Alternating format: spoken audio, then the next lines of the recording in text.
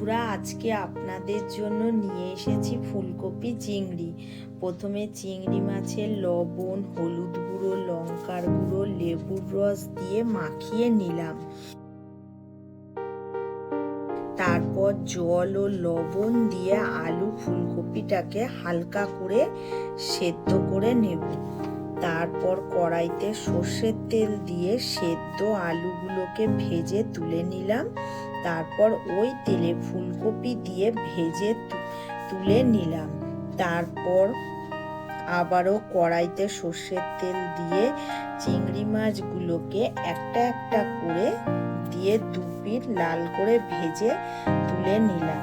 তারপর ওই তেলেতে এলাচ, দারচিনি, জিরে ফোড়ন দিয়ে রসুন বাটা দিয়ে ভেজে নিয়ে পেঁয়াজ কুচি দিয়ে নাড়াচাড়া করে টমেটো দিয়ে ভেজে নিয়ে আদা জিরে বাটা দিয়ে নাড়াচাড়া করে লবণ, হলুদ গুঁড়ো, লঙ্কার গুঁড়ো দিয়ে ভালো করে কষিয়ে নিয়ে ভেজে রাখা আলু কপি দিয়ে মিশিয়ে নিয়ে স্বাদ মতন চিনি দিয়ে নাড়াচাড়া করে পরিমাণ মতন জল দিয়ে মিশিয়ে নিয়ে ভেজে রাখা চিংড়িগুলো দিয়ে ঢাকা দিয়ে রাখবো কিছুক্ষণ।